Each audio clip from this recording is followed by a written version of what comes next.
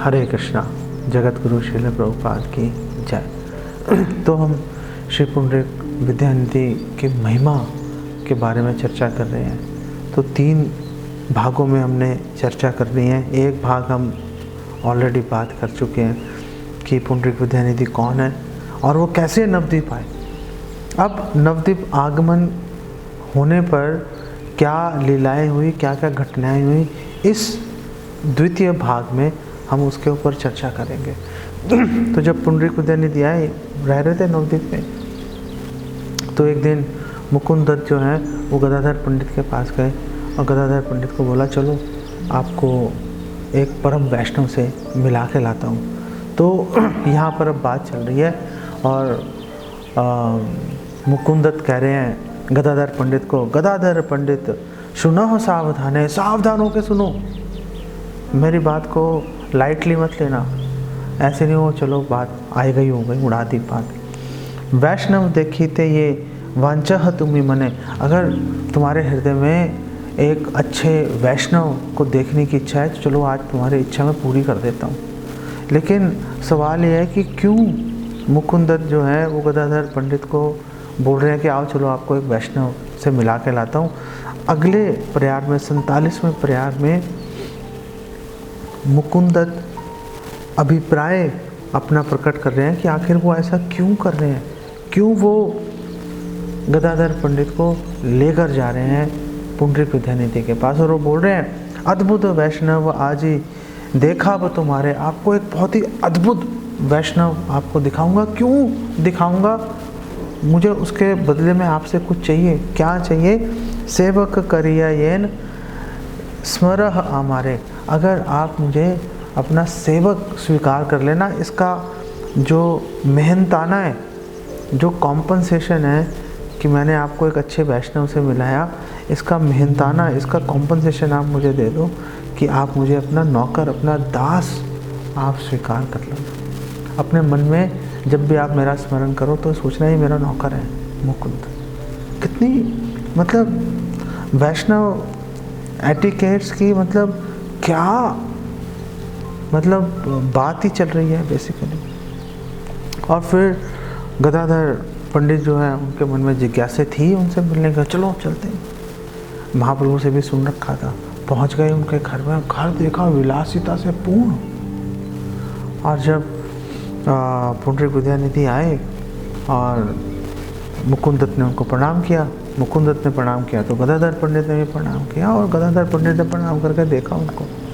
पहले तो उनको आसन प्रदान किए दोनों को, आओ बैठो बैठो भाई, उनको बिठाए और खुद भी बैठे और देखा भाई कैसे बैठे हैं, मतलब एकदम बहुत ही बढ़िया मखमली जो है सोफे पे बेसिकली बैठे हुए थे और चारों तरफ सुंदर जो है अलग अलग डेकोरेशंस थी, बहुत ही मखमली कपड़े उन्होंने परिधान डाले हुए थे, बालों में सुगंधित आंवले का तेल उन्होंने लगा रखा था और बहुत ही सुंदर पानदान था और उसमें जो है बहुत ही खूबसूरत पान निकाल के वो खा रहे थे और उनके होंठ लाल हो गए थे एकदम। और अपने होठों को देख के मेरे होंठ लाल हो गए हैं देख के प्रसन्न हो रहे थे वो ऐसा उन्होंने जो दृश्य देखा उन्होंने।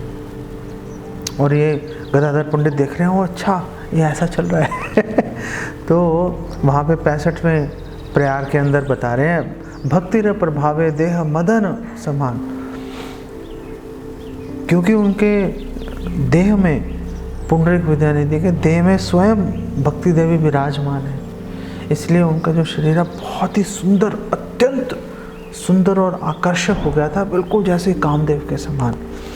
ये ना चिन्हे तार है राजपुत्र ज्ञान, जो उनको नहीं जानता, जो उनकी महिमा को नहीं जानता, वो ये सोचेगा अरे ये तो किसी राजपुत्र के समान है, किसी राजकुमार की तरह व्यवहार कर रहे हैं, पूरी विलासिता के अंदर रह रहे हैं। देखिया विषय रूप देव गदाधर, संदेह विशेष किछु जन्मिला अंतर। अंदर उनके गदाधर पंडित ने जब देखा ऐसा विषय उनका रूप, उनके हृदय में संदेह उत्पन्न हो गया, वो ये क्या चल रहा है, तो किसी वैष्णव से मिलाने की बात करके एक विषयी के पास ले आए मुझे।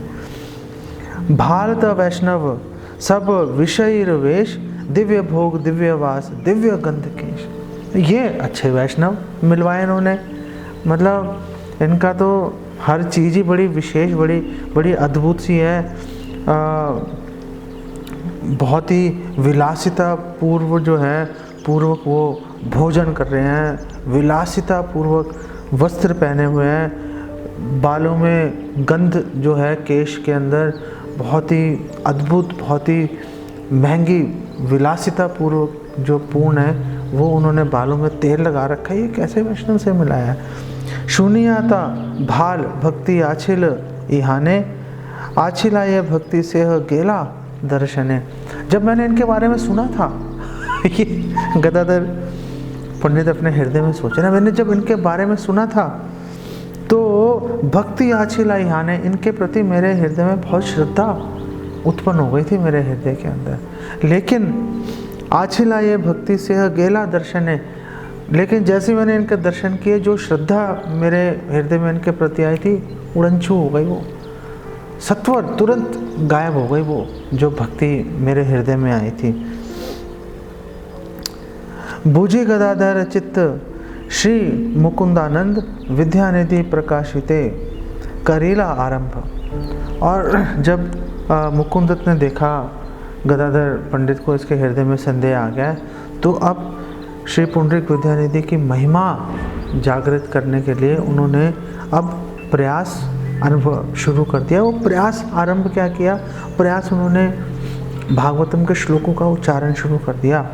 और मुकुंदत बोल रहे हैं, मुकुंद सुस्वर बड़ कृष्ण र गायन, पढ़ी लेन श्लोक भक्ति महिमा वर्णन। और मुकुंदत जो है सुस्वर, बहुत ही मधुर, क्योंकि गायक है ना मुकुंदत, बहुत ही मधुर स्वर से उन्होंने भगवान कृष्ण की और भक्ति की महिमा का वर्णन शुरू कर दिया। राक्षसी पूतना शिशु खाईते निर्दया, ईश्वरे वधिते गेला कालकूतलैया। जो ये राक्षसी है पूतना, वो छोटे शिशुओं को खाना उसका मतलब पास टाइम था उसका, उसको अच्छा लगता था छोटे बच्चों को खा जाना। और भगवान कृष्ण का वध करने के लिए वो अपने स्तनों पर कालकूट विष लगा कर गई। ताहारेयो मात्रपद देले न ईश्वरे, ना भजे अबोध जीव हेन दयाले रे। और ऐसी राक्षसी को जो उनको मारने के लिए गई है, उसको भी अपनी माता का उन्होंने पद प्रदान कर दिया। ऐसे दयालु भगवान को कौन मूर्ख है, अबोध है, जिसको जानकारी नहीं है, कोई विजडम नहीं है, समझदारी नहीं है, कौन ऐसा व्यक्ति है जो ऐसे दयालु प्रभु को जो है उनका त्याग करके अन्यत्र चला जाएगा। और फिर उन्होंने ये श्लोक कोट किया भागवतम 3:2-23 में, अहो बकी यम स्तन कालकूटम जिघाम सेया पाययत अपि असाध्वी, लेभे गतिम धात्री उचिताम ततोन्यम कम वा दयालु शरणम व्रजेम। उन्होंने कहा जिघाम सेया, ईर्ष्या से पूरित थी, असाध्वी दुष्ट थी, कपटी थी, दिखा कुछ रही थी, अंदर कुछ और चल रहा था।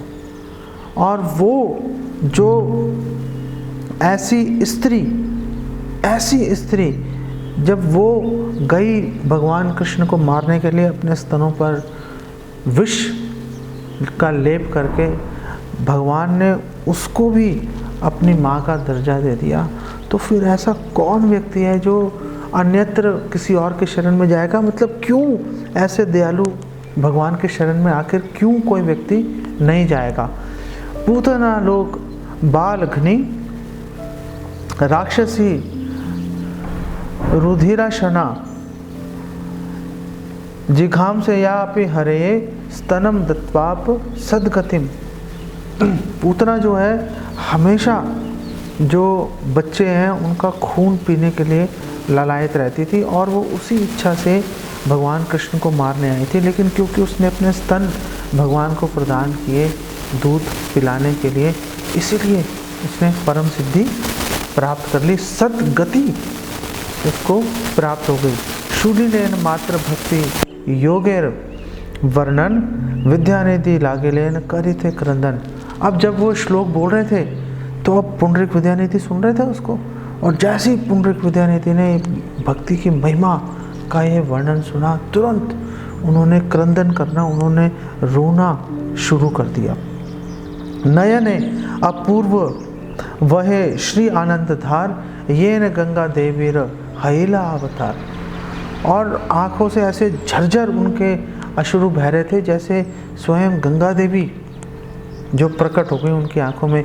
आपको एक बात और बता देता हूँ यहाँ पर कि पुंडरीक विद्यानिधि कभी गंगा स्नान नहीं करते थे, कभी उन्होंने गंगा स्नान नहीं किया। हमेशा गंगा का स्पर्श करके अपने माथे पे छू लेते थे, उनको आदर देते थे।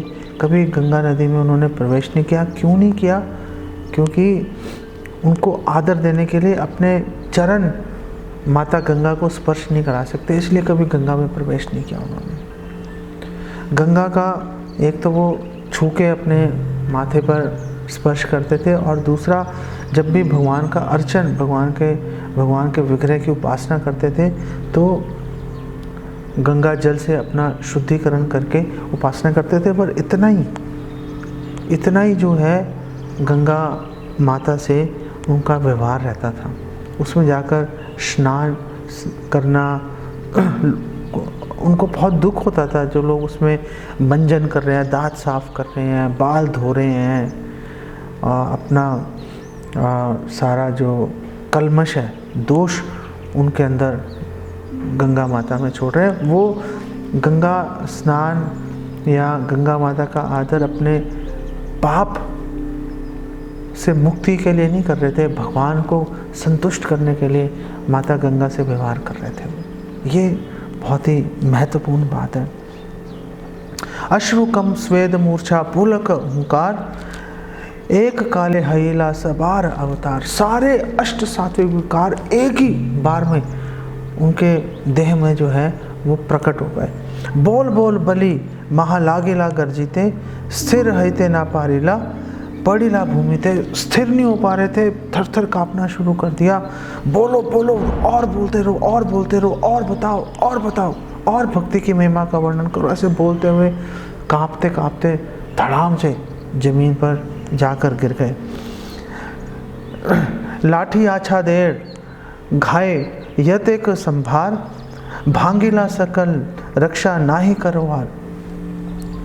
हाथ पैर फेंक रहे थे इधर उधर जोर से, और जितने आसपास के जितने भी बर्तन, जितने भी साजो सामान पड़ा हुआ था, सारे जो हैं टूट गए। कोई सामान को बचा नहीं पाया। कोथा गेला दिव्य बाटा, जो दिव्य पानदान जो था कहाँ गया? कोथा गेला कहाँ गया वो? कोथा गेला दिव्य बाटा दिव्य गुया पान। वो जो सुमधुर पान है, वो पान वो कहाँ गया? सब गायब हो गया वो। अब किसी चीज़ की सुध नहीं रही। कोथा गेला झाड़ी याते करे जलपान। वो पानी का जो पात्र था जिससे पानी पी रहे थे सुगंधित, वो कहाँ गया? सब तितर बितर हो गया, सब टूट टाट गया, इधर उधर फेंक दिया उन्होंने। कृष्ण रे ठाकुर मोर, कृष्ण मोर प्राण, मोर से करेला काष्ठा पाषाण समान। हे कृष्णा, हे नाथ, हे स्वामी, हे कृष्णा, मेरे प्राण, आप ही मेरे प्राणों, आप मुझे बस एक बात बता दो कि आपने मेरे हृदय को काष्ठ और वज्र, लोहे के पत्थर के समान आपने कैसे आपने बनाया? क्यों आपने ऐसा किया? आखिर मैं आपकी लीलाओं का आस्वादन करने में क्यों असमर्थ हूँ मैं? आप मुझे इस बात का आप उत्तर दे दीजिए। महा गड़ा गड़ी दिया ये पाड़े आछाड़, सबे मने भावे किबा चूर्ण हईला हाड़। और धड़ाम से जब जमीन पे गिरे और लोटपोट हो रहे थे जमीन पर, इतनी तीव्रता से, इतने वेग के साथ हो रहे थे कि जो आसपास नौकर चाकर खड़े थे उनकी सेवा के लिए, वो सब सोच रहे थे कि इनकी तो हड्डियां चूरा बन गई होंगी, इतनी तेज़ी से जब ये ज़मीन पर गिरे हैं। महाप्रभु भी जब नृत्य करते तो धड़ाम से ज़मीन पे गिरते थे ऊपर उछल के, और शची माता यही सोचती थी पता नहीं कैसे इसके जीवन की रक्षा होगी। और भगवान से यही प्रार्थना करते थे शची माता कि हे भगवान, अगर मेरे हृदय में लेश मात्र भी भक्ति है आपके लिए तो आप प्लीज़ धरती को कोमल बना दीजिए ताकि इनको चोट नहीं लगे। एक बार महाप्रभु भावावेश में आ गए और कुएं में गिर गए महाप्रभु, और हमारे आचार्य बता रहे हैं कि जब कुएं में गिरे तो सारे अद्वैताचार्य सब लोग जितने भी भक्त थे सारे जोर जोर से उन्होंने रोना शुरू कर दिया। लेकिन जब महाप्रभु गिरे तो वो जो कुआं है वो बिल्कुल मक्खन के समान बन गया, महाप्रभु को चोट भी नहीं आई। सब ने मिलकर महाप्रभु को बाहर निकाला कुएं से। महाप्रभु ने बोला क्या हो रहा है, क्या हो रहा है, क्या हुआ, तुम सब लोग रो क्यों रहे हो? ये देख के सारे एकदम आश्चर्यचकित हो गए। ये भक्ति की महिमा है ये, और हमारे आचार्य बता रहे हैं कि ये भक्ति की महिमा है कि जब भक्त भावावेश में आकर नृत्य करते हैं, अगर उनके पैर में कांटा भी चुभ जाए उनको पता ही नहीं चलता कि भक्ति उनकी रक्षा करती है उनकी। ये कितनी महत्वपूर्ण बात है। हेन से हैला कंप भावेर विकारे 10 जन धरि लियो धरिते न पारे।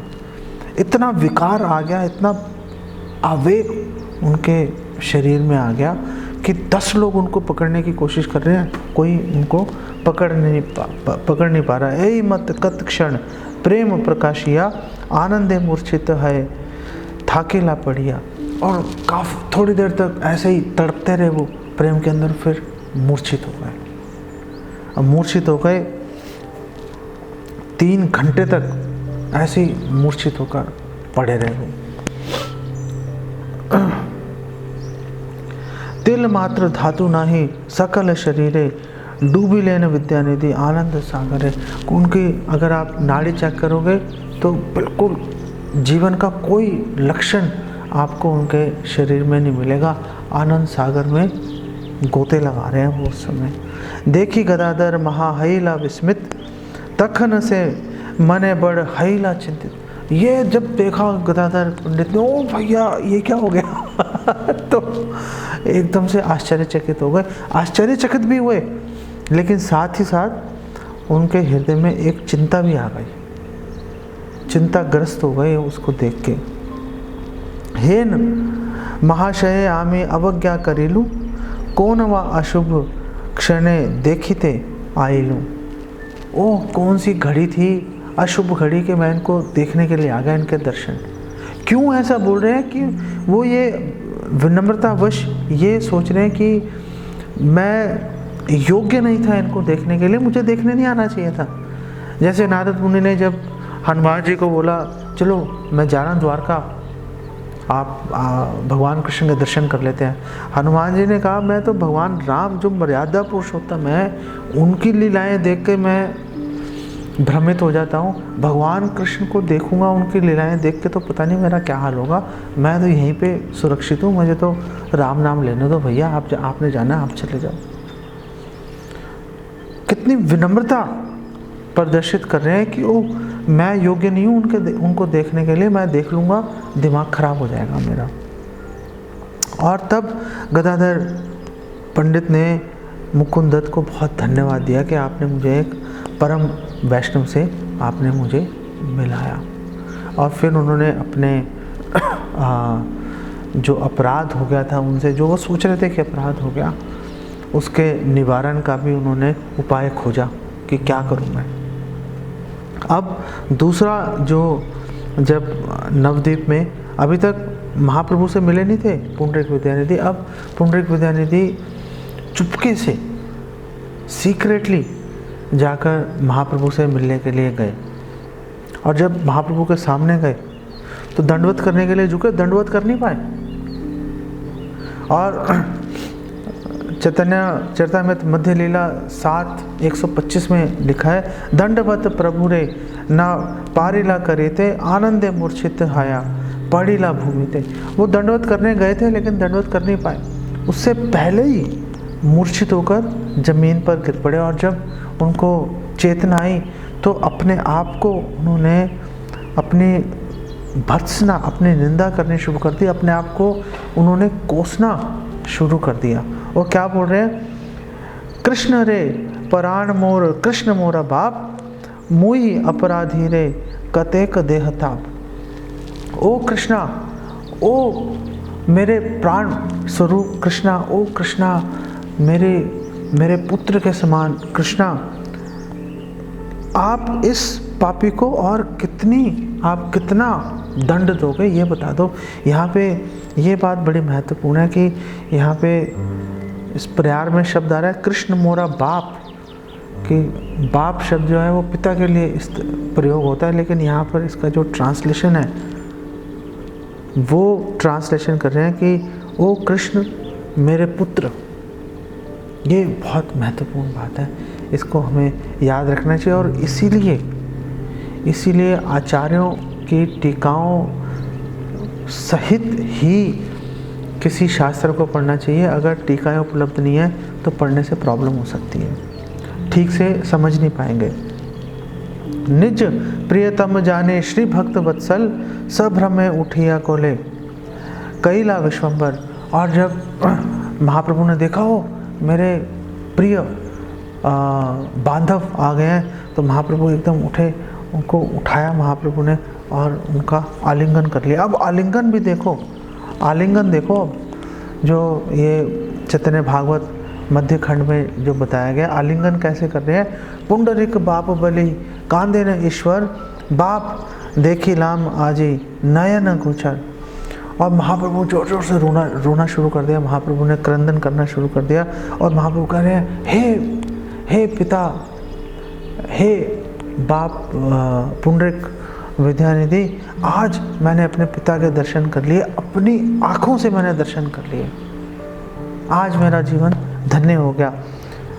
वक्ष हिते विद्यानिधि न छाड़े ईश्वरे। अब आलिंगन है, अब विद्यानिधि जो है पुंडरिक विद्यानिधि, वो आलिंगन को छोड़ ही नहीं रहे, पकड़ के ऐसे रखा हुआ है।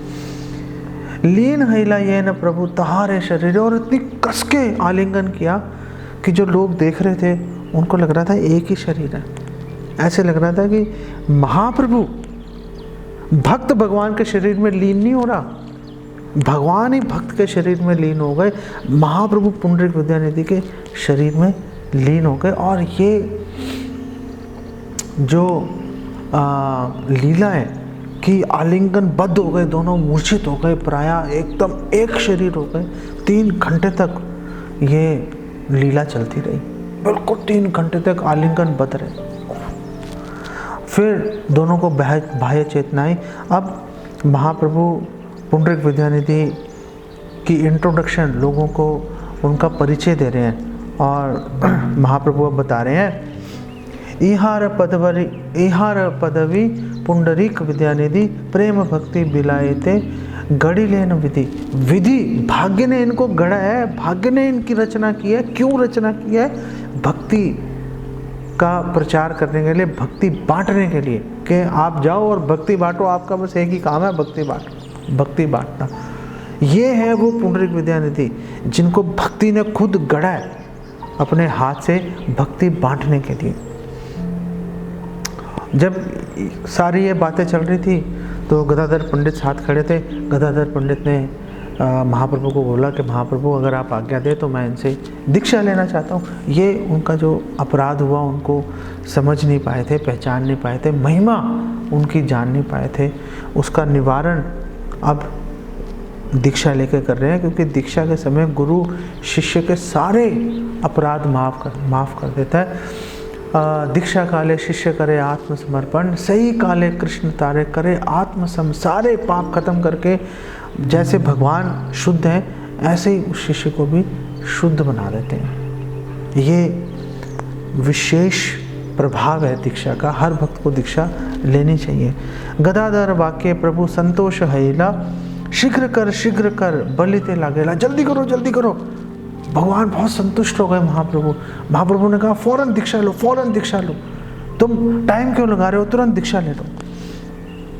अब वृंदावन दास ठाकुर अपनी इच्छा प्रकट कर रहे हैं। अब वृंदावन दास ठाकुर ये प्रसंग बोलते बोलते अपनी इच्छा बीच में ले आया। वो वृंदावन दास ठाकुर कह रहे हैं, कही लाम किछु विद्यानिधि आख्यान, मैंने पुंडरीक विद्यानिधि का कुछ महिमा का मैंने बखान किया है। ऐ मोर काम्य येन देखा पानतान, मेरी अब एक ही इच्छा है, हे महाप्रभु मेरी इच्छा पूरी कीजिए, मैं पुंडरीक विद्यानिधि के दर्शन कर पाऊँ।